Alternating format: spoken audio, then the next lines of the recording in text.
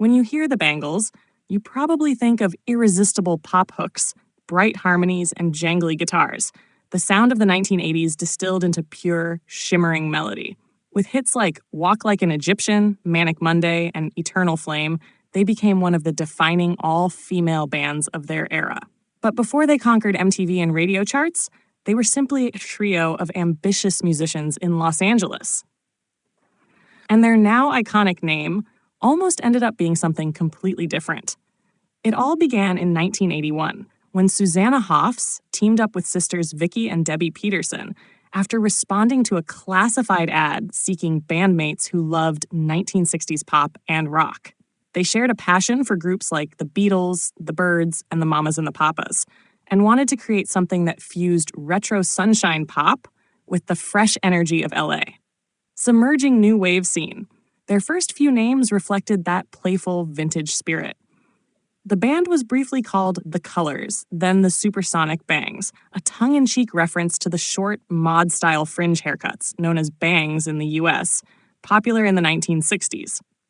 Eventually, they trimmed the name down to just the Bangs, sleek, modern, and perfectly in tune with their aesthetic, part retro revival, part punk attitude. But as their popularity grew in the bustling Los Angeles club circuit, a snag appeared. Another band already owned the rights to the name The Bangs, and legal trouble loomed. Rather than start over, the group decided to tweak the name ever so slightly, adding 3 letters that changed everything. The Bangles were born. That tiny adjustment was more than a legal fix. It gave the band a name with rhythm and character. The Bangles felt musical, feminine, and evocative, like the sound of jewelry chiming on a wrist or the sparkle of light on glass. It was lively and memorable, perfectly matching their blend of 1960s-inspired harmony and 1980s pop rock confidence.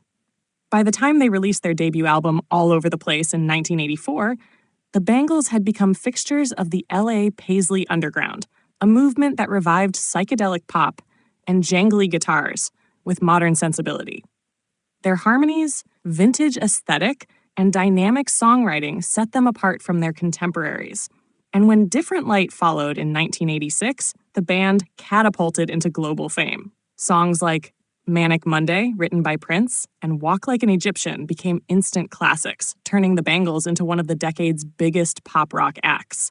What began as a simple adaptation became an identity. The name The Bangles came to represent not only a band, but a movement.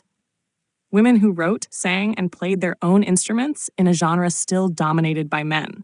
Their sound was bright but grounded, melodic but muscular, and their name carried that same balance of shine and strength. In hindsight, the evolution from the Bangs to the Bangles feels serendipitous. It's hard to imagine them being called anything else. The word Bangles evokes rhythm, femininity, and motion, like a song you can wear. It dances, it glimmers, it sticks in your mind, much like their music. Decades later, the Bangles remain synonymous with the golden era of 80s pop rock, a name that still jingles with charm and confidence. What started as a hairstyle-inspired joke and a last-minute legal fix became one of the most perfect band names in rock history. It's short, catchy, and timeless. A name that doesn't just sound good, it feels good. In the end, the shift from the Bangs to the Bangles wasn't just practical, it was destiny. A simple tweak that turned a good name into a great one, and a great band into legends.